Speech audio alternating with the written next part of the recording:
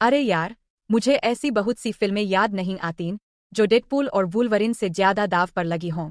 लोग न केवल इस बात पर भरोसा कर रहे हैं कि यह एक ऐसी फ्रेंचाइजी में जान फूंकेगी जिसे सालों से कोई बड़ी हिट नहीं मिली है, बल्कि यह भी साबित करेगी कि सुपरहीरो फिल्में बॉक्स ऑफिस पर अभी भी एक व्यवहार्य संभावना हो सकती है।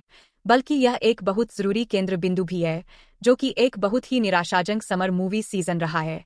सवाल यह है कि क्या यह वास्तव में काम करती है? क्या यह प्रचार के मुताबिक है? क्या डेडपूल संभवतः परिवार के अनुकूल एमसीयू में मौजूद हो सकती है? क्या मार्वल ने उन सवालों के जवाब देने से पहले ही इसे बचा लिया है? मैं इस बात से अच्छी तरह वाकिफ हूं कि फिल्म अभी अभी रिलीज हुई है और बहुत से लोग इसे देखने से पहले सप्ताहांत का इंतजार करेंगे, इसलिए मैं इस समीक्षा को जानबूझकर अस्पष्ट और जितना संभव हो सके उतना स्पॉइलर मुक्त रखने जा रहा हूं। मैं कुछ कथानक विवरणों के बारे में बात करूंगा।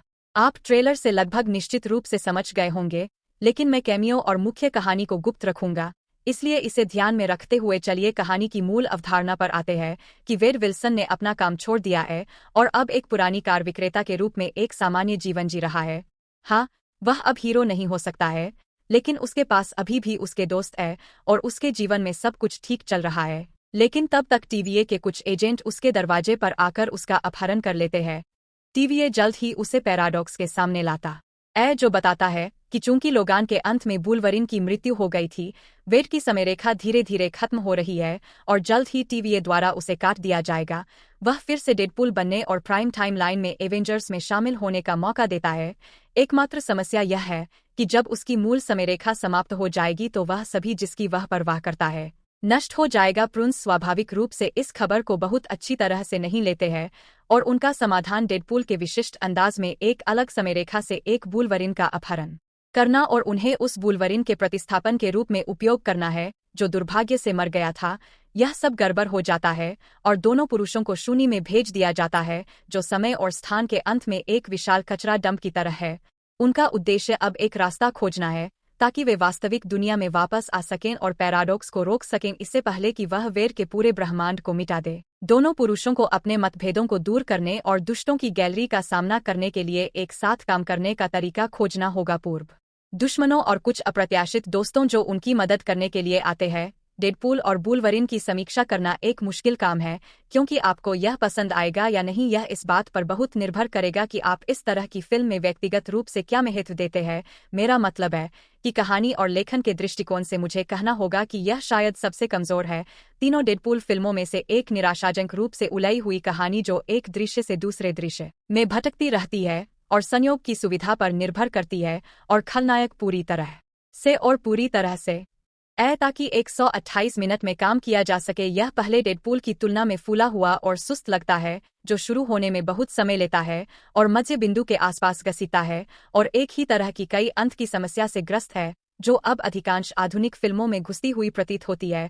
मुख्य प्रतिपक्षी उतना दिलचस्प या अच्छी तरह से विकसित नहीं लगता है, जिसका डेडपूल या वुल्वरिन से कोई व्यक्तिगत संबंध नहीं है। अधिकांश प्रेरणाएं जो दृश्य से दृश्य में बदलती रहती है और वही सामान्य पूरे ब्रह्मांड और लक्ष्य को नष्ट कर देती है, जो इस समय एक मीम बन गया है। सकारात्मक पक्ष यह है कि यदि आप यहाँ ह्यूग जैकमैन और रयान रेनॉल्ड्स को साथ में घूमते हुए और साथ में फिल्म बनाते हुए देखने आए हैं, तो आप निराश नहीं होंगे। जैकमैन हमेशा अपने किरदार को सबके सामने लाते हैं, यहाँ तक कि सबसे घटिया एक्स-मेन मूवी में भी वह इसी किरदार को तब से निभा रहे हैं जब मैं हाई स्कूल में था, और 5 साल पहले लोगान में काम करने के बाद से उन्होंने एक भी पल नहीं गंवाया है। वह हमेशा की तरह ही गंभीर है, चाहे उनके इर्द गिर्द कितनी भी पागलपन क्यों न हो।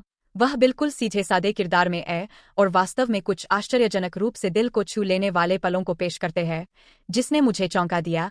आपको हमेशा एक सीधे सादे आदमी की जरूरत होगी जो डेडपूल के लगातार चुटकुलों और लाइनर्स के काउंटर पॉइंट के रूप में काम करे, और वुल्वरिन उस भूमिका में पूरी तरह से फिट बैठता है, जिसके बारे में बात करते हुए अगर आपको चिंता है कि फिल्म को डिज्नी के सैंडबॉक्स में खेलने के लिए भद्दे हास्य, गाली गलौज और हिंसा को कम करना होगा, तो चिंता न करें, क्योंकि शुरुआती क्रेडिट ने बाकी फिल्म के लिए काफी हद तक टोन सेट कर दिया है। डेडपूल हमेशा की तरह ही अपशब्दों वाला और भद्दा है, और ईमानदारी से मैं वास्तव में काफी प्रभावित था कि वे 15 रेटिंग के साथ बच निकलने में कामयाब रहे। इस बार के लिए कहा जा रहा है कि हास्य उतना तीखा नहीं है और पहले की तरह कुशल नहीं है। डेडपूल में बहुत सारे चुटकुले जमते नहीं हैं और स्क्रिप्ट में बहुत बड़ा पाप किया गया है कि वह बेतुके चुटकुलों को आगे बढ़ाने की कोशिश कर रही है।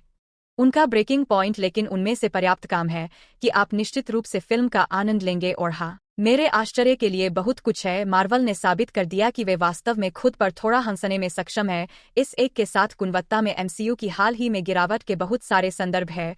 मल्टीवर्स की सामान्य बकवास एक कहानी कहने की अवधारणा के रूप में, और यहाँ तक कि उनके कुछ अधिक परेशान प्रोडक्शंस के बारे में कुछ चुटकुले जो वास्तव में मुझे आश्चर्यचकित करते हैं। यह अक्सर नहीं होता है कि आप स्टूडियो को सीधे स्वीकार करते हुए सुनते हैं कि उन्होंने ऊपर किया है, और मुझे पूरा यकीन है कि रयान रेनल्ड्स द्वारा उनसे यह स्वीकारोक्ति छीनी गई होगी, लेकिन यह लगभग उतना ही करीब है जितना आप मार्वल के मामले में प्राप्त कर सकते हैं। हाँ, फिल्म निश्चित रूप से एमसीयू की कई कमियों पर कठोर हो सकती थी, चापलूसी और लड़की बॉस और विविधता नियुक्तियां, लेकिन मुझे लगता है कि कुछ पंक्तियां हैं जो डेडपूल को भी अनुमति नहीं है। बात यह है कि हालांकि यह फिल्म वास्तव में मार्वल या डेडपूल की एमसीयू में जगह के बारे में नहीं है, यह इससे पहले आई हर चीज के लिए एक प्रेम पत्र है। 2000 के दशक की शुरुआत में वह पागल अप्रत्याशित प्रयोगात्मक समय जब स्टूडियो ने अभी तक सफलता का जादुई फॉर्मूला नहीं खोजा था, जब सभी तरह के आशावादी युवा सुपरहीरो और फ्रेंचाइजी ने अपनी किस्मत आजमाई, सभी ने अगली बड़ी चीज बनने की बड़ी आकांक्षाएं रखीं। हाँ, उनमें से कई दुर्घटनाग्रस्त हो गए और कभी-कभी प्रफुल्लित करने वाले परिणामों के साथ, और एक तरह से किनारे पर गिर गए जब एमसीयू के अजय जुगर ने सुपरहीरो परिदृश्य को लुढ़का दिया, जो शैली पर बहुत अधिक सफल लेकिन अंततः कम दिलचस्प और रचनात्मक दृष्टिकोण का मार्ग प्रशस्त करता है। इस फिल्म में बहुत सारे कैमियो